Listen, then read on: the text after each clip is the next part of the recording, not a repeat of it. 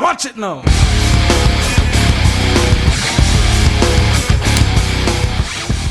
As of right now, I've gotten all the parts, the seals that I fucked up putting the transmission together. I've gotten all the replacements in. Right now, I've got the Teflon seals resizing in my specialty tool that I got from Anheuser-Busch. So big shout out to them for jumping into the transmission specialty tool market. I didn't see it coming. But yeah, so while I'm waiting for that to do its magic, so hopefully I don't fuck that up again.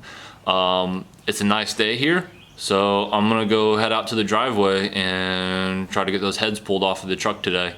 Whether I get them back on or not, that is left to be determined. But yeah, so like I've said before, I'm not doing the heads on this truck any kind of tutorial or anything like that. There's lots of other videos out there that you can watch for a tutorial. I've been watching a lot of Diesel Tech Ron and 6.0 Doctor's videos on doing the heads on this. 6.0 Doctor, I forget his name right now. I think it's Justin? Maybe? Anyways, the way he goes about it with doing them in the cab is by loosening the driver's side motor mount and then jacking the driver's side up to get the clearance to remove the driver's side head. Followed by doing that without removing the airbox or anything on the passenger side, removing the motor mount completely and letting the motor sit down and cant over to that side, and then pulling the passenger side out using a engine hoist to get it out of there. So I'm gonna try his method, see how that goes. So as of right now, as it sits, only thing I should need to do to get those pulled is remove exhaust manifolds, which will probably be the biggest pain in the ass, and then just pulling valve covers, rockers, push rods, the top half of the head, that cradle assembly, I forget what the fuck it's called.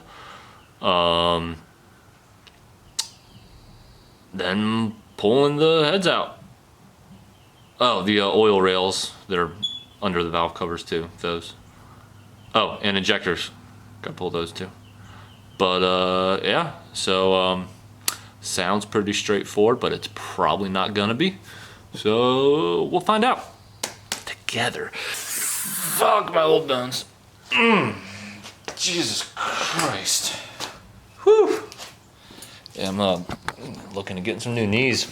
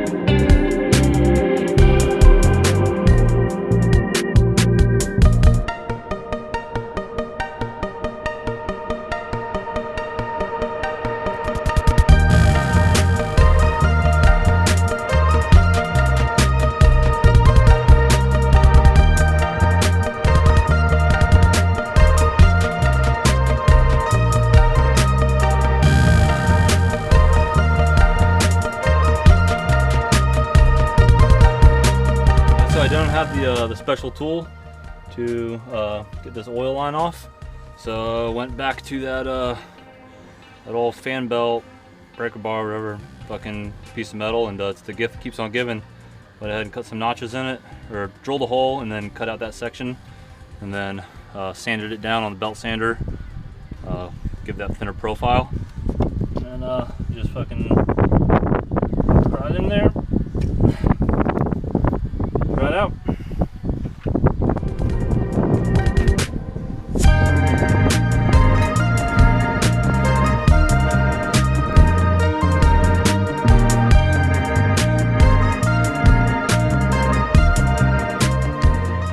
So real quick, I'm gonna make a lifting bracket for pulling this head off.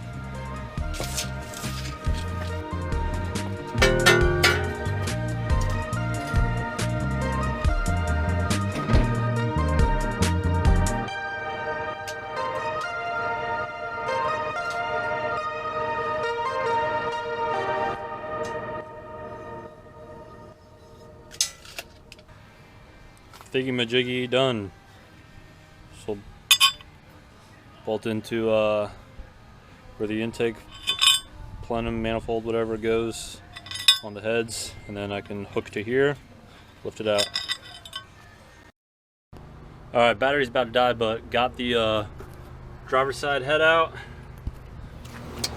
All right, I got the driver's side head pulled off, and this is what the side of the cylinders look like. So here's cylinder number 2. Here's cylinder number 4.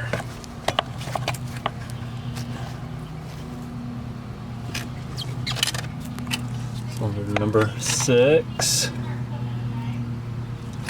And cylinder number 8. This one looks like it's full of fuel, so that's exciting. Got the heads taken off yesterday, cleaned up and everything. Or head, not heads. And today I'm going to sit down and I'm going to inspect this one, see what all I find. If anything, I did find the number 8 cylinder was full of a bunch of blue liquid, which I am not entirely sure what that is, because the fuel isn't that color, the coolant isn't that color, and the oil isn't that color. And last time I checked, if I remember from 6th grade art class, you can't mix anything to make a primary color. So that's very puzzling to me right now. I know I remember finding a jug of some fuel additive of some kind. I'm gonna look in the back seat. I think it's in there. Let's see if maybe that has like a blue hint to it, or maybe I'll have to get some fuel out, or go to the station where I filled up last, get some fuel and mix it, and see if there's maybe some kind of a chemical reaction that's causing a color change or something. But yeah, I'd really like to know where that blue fluid is coming from. But yeah, the number 8 cylinder was perfectly spotless clean, with the pretty good sized puddle of that. I'd probably say there's probably about 4 or 5 ounces of whatever that liquid is sitting in the bottom of that cylinder. One thing somebody said on one of the forums was that when removing the injectors, that it could have dumped into that one, but yeah, not entirely sure. So hopefully I find something. Yeah.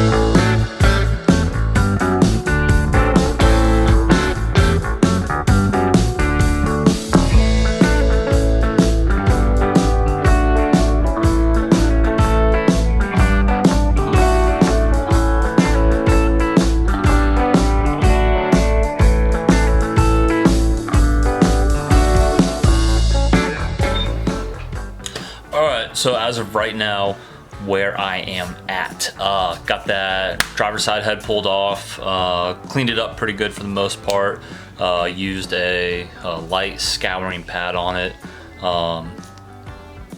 because as I learned, you don't want to accidentally taking material off or polish them clean, because what is it, RMS root mean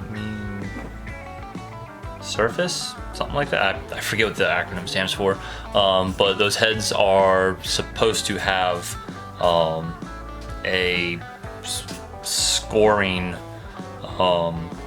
texture going across them that helps the head gasket seal on those because of the higher levels of compression going on and them machineryizers. Anyways, so yeah, use a light scouring pad and some starting fluid, clean that up. On the outside, all the gunk and everything, and just use some simple green.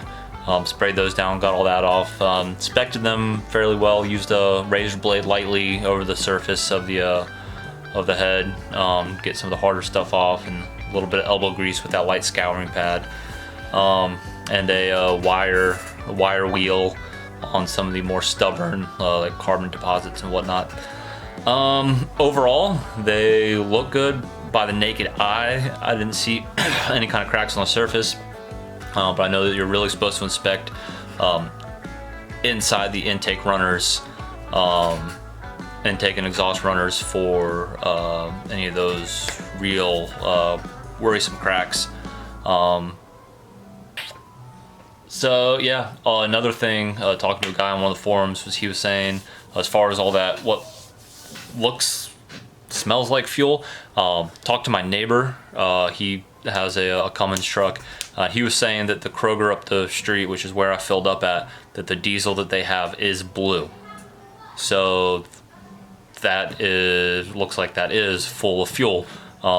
So with that being said, I was talking to somebody on one of the forums, and he was saying to put the injectors back in and pressurize the fuel side of the head, and put some like soapy water or some bubble solution in there, and see if kind of like the way you would check for a leak in a tire. Put some bubble solution in there, look for bubbles, see if there is a crack in the casting anywhere on the fuel side of things. That's might be getting by and dumping into there through that.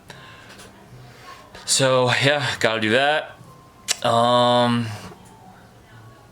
Forget if I mentioned that I discovered that the engine is an 03. So yeah, I got that head off and started checking everything out, and I was like, wait a second, this shit isn't right. So I went and cleaned off the valve cover on the passenger side to take a look at the tag on there. Sure enough, as soon as I wipe it off, remanufactured engine, year model 2003. Fuck.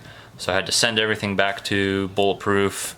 They're gonna ship me back all the right stuff for 2003, because before I went by the VIN, which was according to the VIN, it was a late model 04, which was not the case.